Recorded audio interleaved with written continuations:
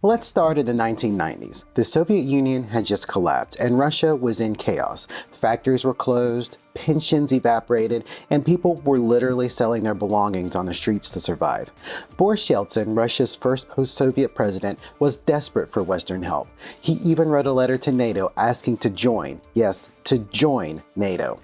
Imagine that. Crazy to think about in 1985. The US had a choice here, to treat Russia as a partner, rebuilding from communism, or a defeated rival. The Clinton administration tried both approaches. They sent economists to advise Russia's shock therapy reforms, a plan to rapidly privatize state industries. But shock therapy backfired, and a handful of oligarchs just bought up all Russia's oil, gas, and metals for pennies on the dollar, while ordinary Russians starved. By 1998, Russia's economy collapsed, and the ruble became worthless. Meanwhile, Congress wasn't buying the partnership idea. In 1993, the US threatened sanctions to stop Russia selling missile tech to India. Later, they sanctioned Russia for helping Iran build nuclear reactors. To Yeltsin, it felt like the US was kicking Russia while it was down. And here's the kicker. When Yeltsin asked to join NATO in 1991, the US and Europe said no. Well, not like a hard no, but we'll call you later. But that call never came. Instead, the US started talking about expanding NATO into Eastern Europe. For Russians, NATO was the enemy that had surrounded them for 40 years, and letting it move closer felt like a betrayal. But why did NATO expand? From the US perspective, Poland, Hungary, and the Czech Republic wanted protection. They just escaped Soviet domination, and joining NATO was like buying insurance against Russia's return. But here's the problem. US leaders like Secretary of State James Baker had hinted to Gorbachev in 1990 that NATO wouldn't expand 1 inch eastward if Russia let Germany reunify. Russia thought that promise still mattered. The US acted like it didn't. By the late 90s, Yeltsin was a broken man. He was drunk, incredibly unpopular, and asking Clinton to slow down NATO. But Clinton's hands were tied. Congress and NATO allies wanted expansion. In 1999, NATO admitted Poland, Hungary, and the Czech Republic. Yeltsin resigned a few months later, handing power to a little-known ex-KGB officer named Vladimir Putin. The 1990s set the tone. Russia felt humiliated, excluded, and tricked. The US saw NATO expansion as defensive, but to Moscow, it was the first move in a new Cold War. Now let's talk about the moment US-Russian relations really snapped. And this was the 1999 NATO bombing of Serbia. Serbia was a Russian ally, and its leader, Slobodan Milosevic, was accused of ethnic cleansing in Kosovo.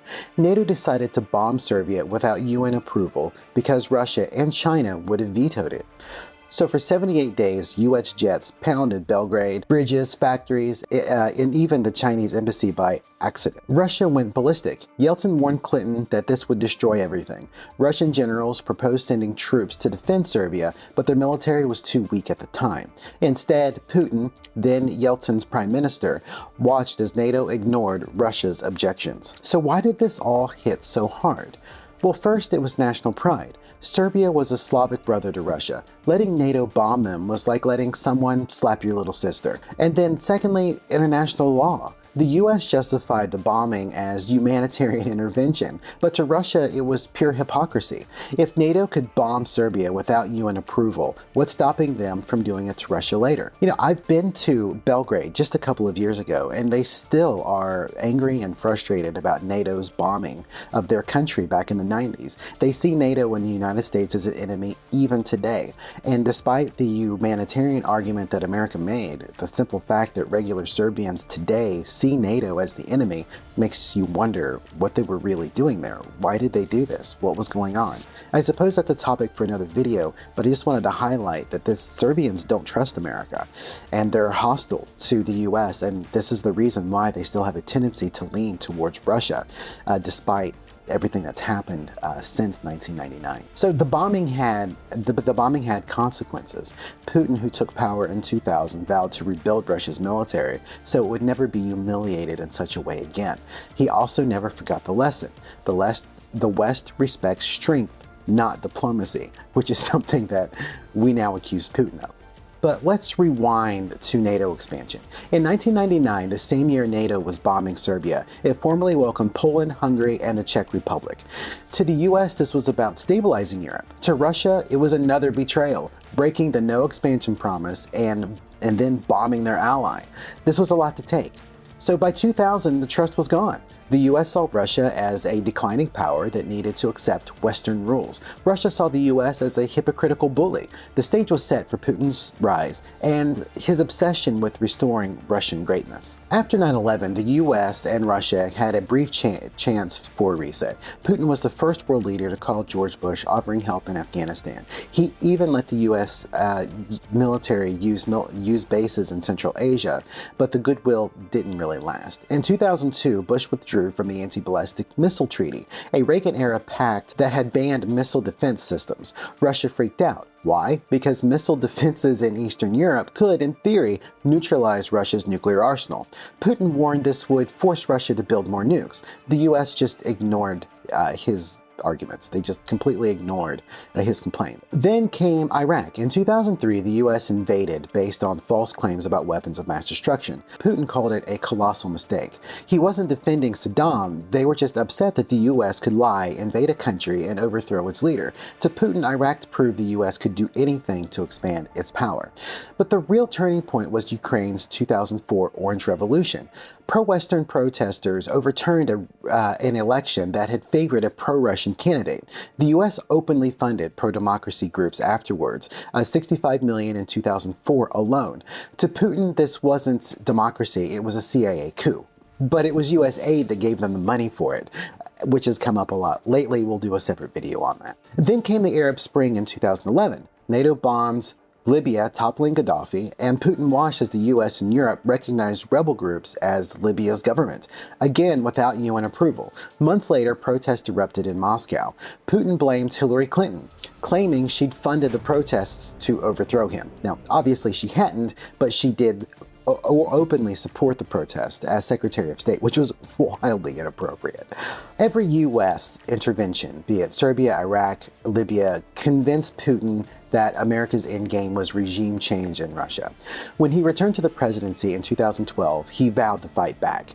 And he did, starting in Ukraine. By 2014, Putin was done playing nice. When Ukraine's pro-Russian president Viktor Yanukovych fled after protests, Putin saw a US-backed coup.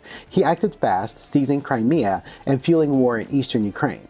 But how did we get here? Let's rewind to 2008. The US pushed NATO to promise membership to Ukraine and Georgia. Putin warned that it was a direct threat. At the same time, there was a NATO summit, and Russia decided to invade Georgia in protest. Then in 2013, Ukraine's president reached a deal with the EU, opting for closer ties with Russia. Protests immediately erupted, and the US publicly supported the protesters. When Yanukovych fled, Putin claimed the West had orchestrated another regime change. For Putin, Ukraine wasn't just a neighbor, it was the birthplace of Russian civilization. Losing it to NATO was an existential threat. So he took Crimea and backed separatists in Donbass. But let's be clear, none of this excuses Putin's aggression. Annexing Crimea violated international law, and the war in Donbass killed over 14,000 people. But understanding the why matters. To Putin, 2014 was payback for NATO expansion, for Serbia, for Iraq, and for decades of humiliation. So treating Russia as a defeated rival after the Cold War didn't make the world any safer. It created a resentful Russia, led by a man who believed the only language the West understood is force. In the next video, we'll go into more detail as to what happened after 2014, and we'll talk about the diplomatic cables that revealed that U.S. aid and other American groups were involved in overthrowing the government in Ukraine, which is what led directly to their invasion in recent years. And so this is by no means an attempt to excuse what was happening, but we have to have the background. If you as a policymaker, or you on the campaign, or you're talking to voters, or you're doing interviews and you need to have conversations about these issues, you need to know. And any American should understand what our government has been doing and what brought us to this point. And that's why these videos, these issue-focused videos, are so important. So anyway, good luck on the campaign.